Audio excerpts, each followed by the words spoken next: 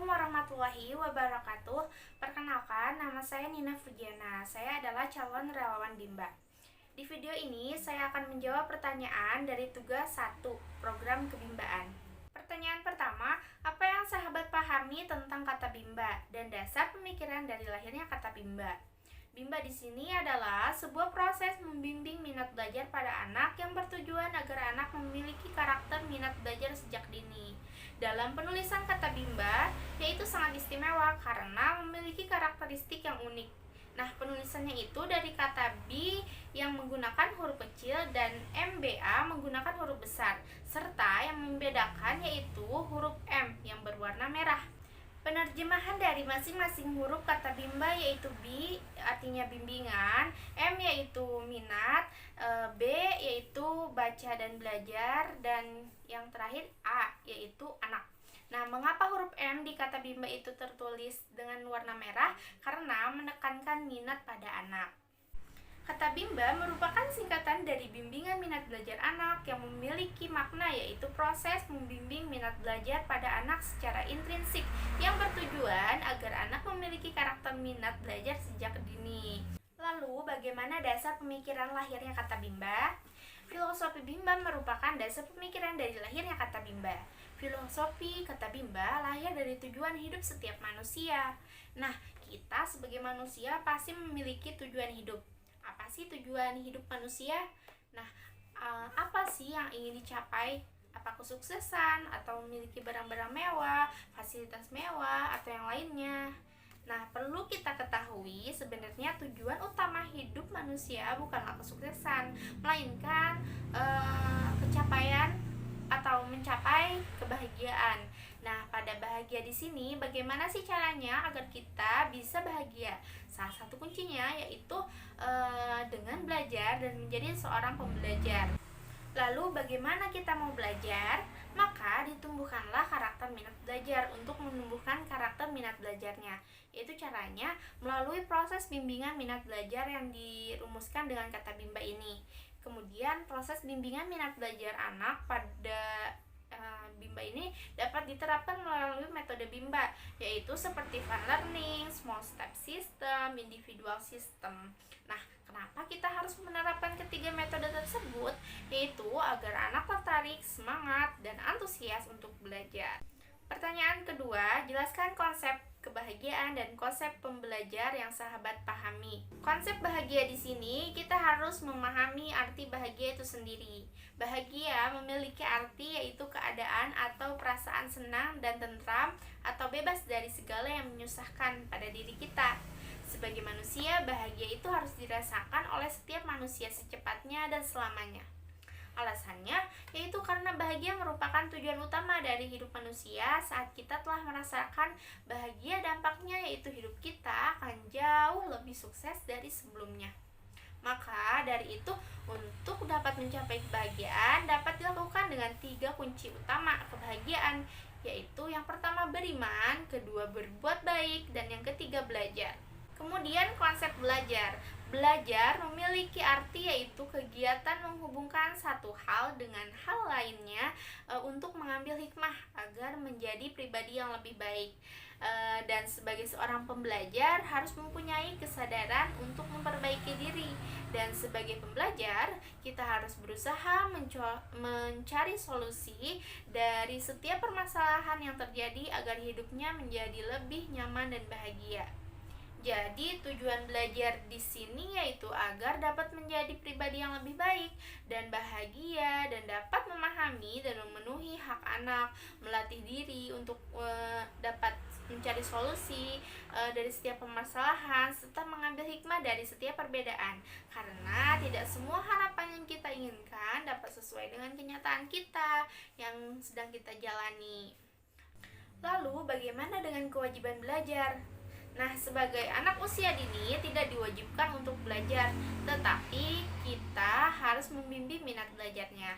Nah, sebagai orang dewasalah kita yang memiliki kewajiban untuk belajar. Sebagai komunitas Bimba, kita diarahkan belajar untuk menjadi pembelajar, yaitu kita belajar dari sisi intelligent question, yaitu memahami karakter anak. Kita harus lebih kreatif dalam membuat anak tertarik tertarik untuk mengikuti kegiatan bermain sambil belajar. Kemudian yang kedua, sisi emotional question. Sebagai pembelajar, kita harus belajar meningkatkan judi tangkap pada anak, yaitu jujur, disiplin, tanggung jawab, kerjasama, dan peduli. Kemudian yang ketiga, kita diarahkan pada sisi spiritual question, yaitu belajar tentang ilmu ketuhanan dan keimanan. Nah, kita harus percaya bahwa semua yang terjadi atas izin Tuhan Yang Maha Esa, sehingga kita dapat selalu bersyukur serta hanya bergantung kepada Tuhan Yang Maha Esa. Kemudian di Bimba memiliki 7 tahap belajar. Yang pertama, tahu. Yang kedua, paham. Ketiga, mengaplikasikan. Kemudian menganalisa, sintesa, evaluasi, dan terakhir sosialisasi. Kemudian apa dampaknya ketika kita tidak mau belajar sebagai seorang pembelajar? Maka dampaknya itu berpotensi merampas hak anak, kemudian merugikan diri sendiri dan orang lain, serta kita akan mudah stres dan tidak akan disiplin serta tidak bahagia. Pertanyaan ketiga, jelaskan makna setiap ayat yang terkandung dalam 7 nilai dasar Bimba. Ayat pertama yang berisi bahwa bimbingan minat belajar anak atau Bimba merupakan pelaksanaan pendidikan yang sepenuhnya menyenangkan atau fun learning. Nah, dari ayat pertama ini poin utamanya yaitu kata Bimba dan fun learning. Cara menumbuhkan minat baca dan minat belajar pada anak dengan cara menciptakan suasana pendidikan yang sepenuhnya menyenangkan. Kemudian pada ayat kedua yang isinya itu bahwa setiap anak adalah anugerah dari Tuhan Yang Maha Kuasa yang diamanahkan kepada setiap orang dewasa. Kemudian ayat kedua isinya itu bahwa setiap anak adalah anugerah dari Tuhan Yang Maha Kuasa yang diamanahkan kepada setiap orang dewasa. Poin utamanya yaitu anak adalah anugerah pemberian Tuhan yang paling berharga dan diamanahkan kepada orang dewasa, sehingga sesuatu yang berharga sudah seharusnya dijaga sebaik-baiknya. Maka dari itu untuk menumbuhkan minat baca dan minat belajar pada anak dengan menciptakan pendidikan yang sepenuhnya menyenangkan atau fun learning.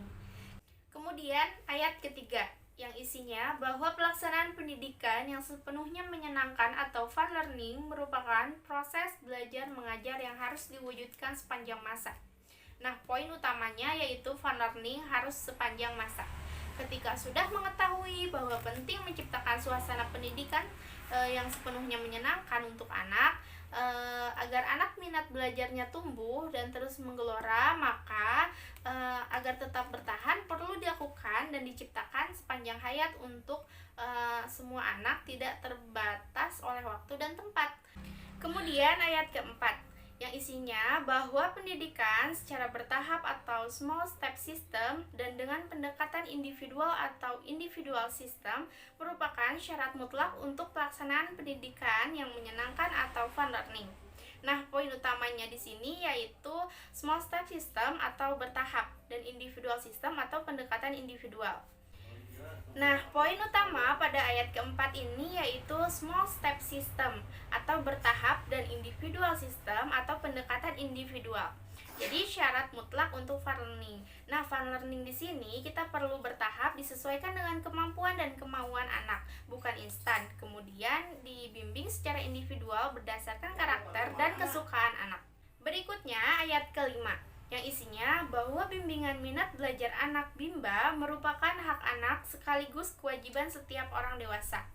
Poin utamanya di sini yaitu Bimba adalah hak anak dan kewajiban orang dewasa. Belajar bukanlah kewajiban anak terutama bagi anak-anak usia dini, melainkan menjadi kewajiban setiap orang dewasa untuk membimbing dan mendampingi serta memastikan anak mendapat pelajaran yang layak dan sesuai. Kemudian ayat ke-6 yang isinya bahwa setiap anggota komunitas Bimba senantiasa menjadi manusia yang senang belajar secara mandiri sepanjang hayat. Nah, poin utamanya yaitu komunitas Bimba senang belajar mandiri sepanjang hayat. Nah, komunitas Bimba di sini yaitu pembelajar yang mau memperbaiki diri serta berbagi hal positif sepanjang hidupnya tanpa tergantung oleh siapapun atau terbatas oleh waktu, tempat, serta sanggup menyikapi permasalahan dalam kehidupan. Kemudian ayat ke-7 yang isinya bahwa setiap anggota komunitas Bimba senantiasa melakukan ikhtiar untuk mensosialisasikan kebimbaan kepada seluruh anggota masyarakat. Di sini poin utamanya yaitu komunitas Bimba mensosialisasikan kebimbaan. Maka dari itu sudah seharusnya kita saling berbagi dan menularkan kebimbaan kepada orang lain, dimulai dari lingkungan terdekat yaitu keluarga hingga kemudian masyarakat. Baik, saya cukupkan sekian. Mohon maaf bila ada salah kata. Terima kasih. Wabillahi taufiq wal hidayah. Wassalamualaikum warahmatullahi wabarakatuh.